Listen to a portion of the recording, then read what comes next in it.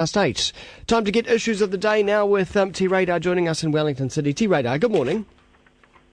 So much music, so little time to listen to it all. I know, and that was a great tune, Grand Rapids. Wasn't it just? Hey, what a great way to start the day. Yeah. Start a Tuesday. Always one of the more difficult days. Daylight saving, you always feel a bit jet lagged. You must be. A little bit like that, hey? Yeah. Put out by an hour. Weekend away. Yep. Nice weekend away, but cut short by an hour. I really felt it as well. Yes. What happens if you're working? I've never figured that out. Oh, if you're working, say, night shift on that Saturday night, yeah. Yes. Yeah, actually, I think I have worked night shift over a daylight savings back in a past life. Yes, because in this one, what do you get to work less or more? Pretty sure we worked less. We got an hour off, but we still got paid the full time.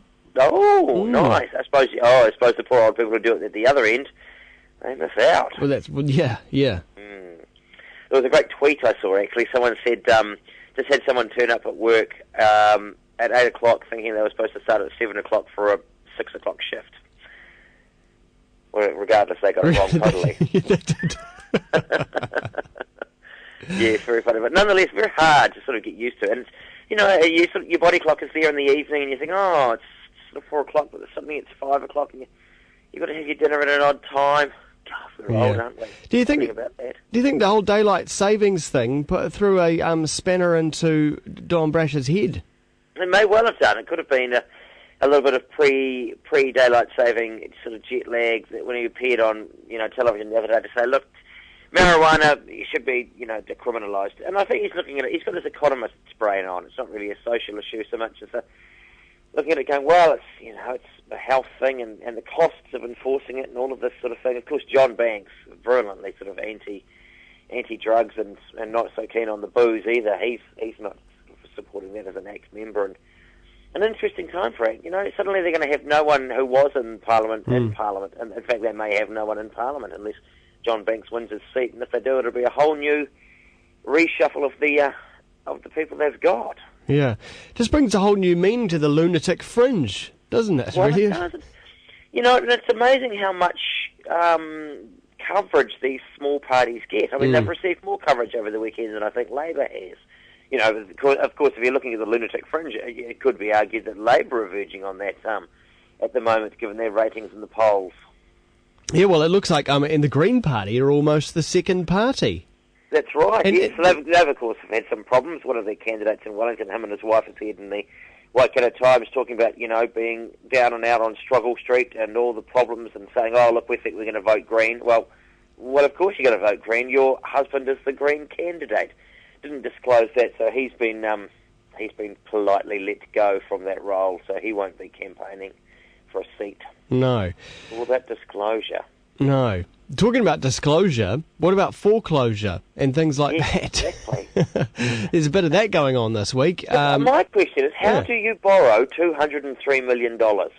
Where do you go? I don't know. You can't really go down to your bank and ask for anything like that, can you? I thought so. Well, I guess it's all those stronky lenders, South Canterbury Finance.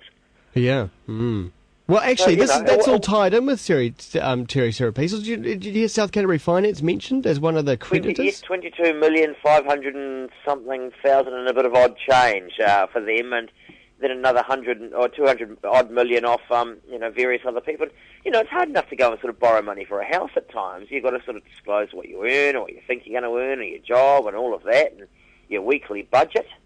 How do you end up with $203 million? Because surely if you were borrowing that much money, if you did it carefully, you could just keep borrowing money to pay off the creditors in some kind of a giant Ponzi scheme.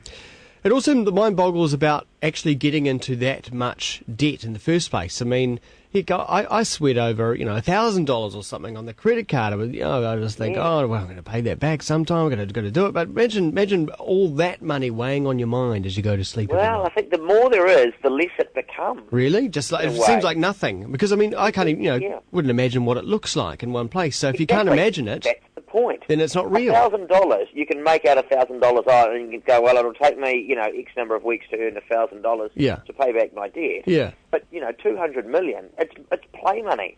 Yeah, it is, isn't it? You just think, I'm never going to, it's just, and I was always feeling dubious of Terry Serapiso. You always saw him at these functions. And he was always kind of with young women. Yes.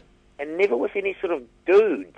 Yes. Right. Like, I always remember at the Queenstown Winter Festival, it was always kind of oddly alone, never sort of really spoke to anyone. It was always with these kind of attractive, very young women, generally 3 or 4 of them. And you always thought, where are your mates?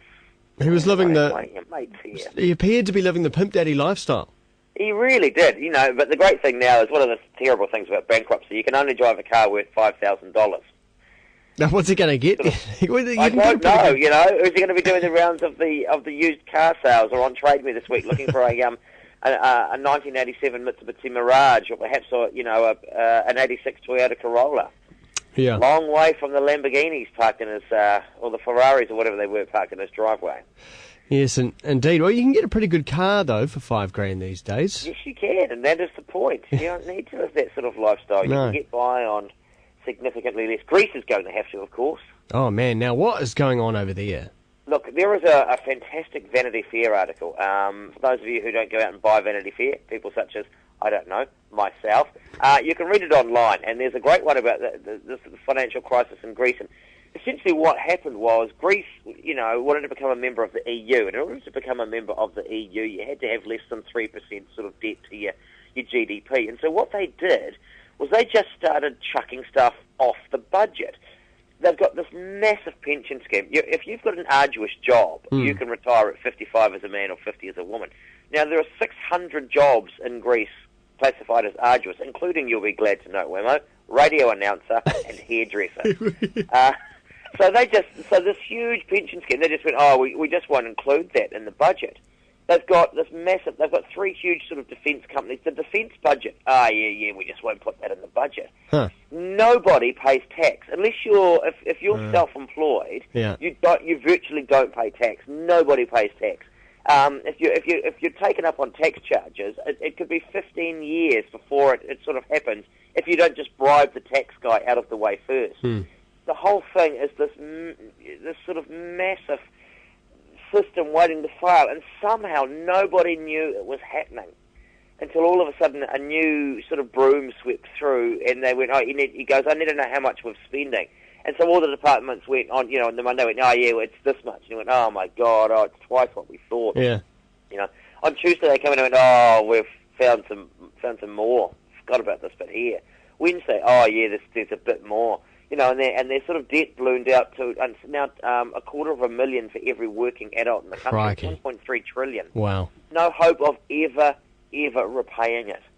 And because of that, everyone else in the Germany and all of them have got to bail them out. They're all going, how did this happen? Well, all of the banks, and it's always the banks, allowed it to happen. Yeah, of course. It makes for, if you've got nothing to do today, you've got a bit of spare time, go and read it. It's one of the greatest pieces of sort of skullduggery you sort of see in a country's economy. I mean, it does. The whole thing is doomed to fail. Well, it's doomed to fail, but what is fail and where does it end up? Well, I don't know. How do things eventually shake down? Because if you look back through history, when stuff gets this bad in places and it starts snowballing around the place, it always ends in war, does it not, T-Radar? It always ends in some kind of conflict. Went bankrupt, I think, was it 2001 or something like that? And, if we ask how can you borrow $203 million, how do you borrow $1.2 trillion? Who lends you that? Well, banks. And in fact, what they were saying is that over there, it's the bankers who should be rioting in the streets because of the Greeks, the Greek people themselves, their inability to even care about the fact that they were all going broke. And, and everything's quite backwards. I don't think anything's really computerized. It's all done on, bits of the pension abacuses. Funds. It's all just abacuses and manila folders with pieces of paper stuck in them. Yeah. Sounds like South Canterbury Finance. Sounds a lot like South Canterbury Finance. It all comes home to roost in the end. Yeah. Meanwhile, did you watch the Warriors game? No, didn't see the Warriors game, no.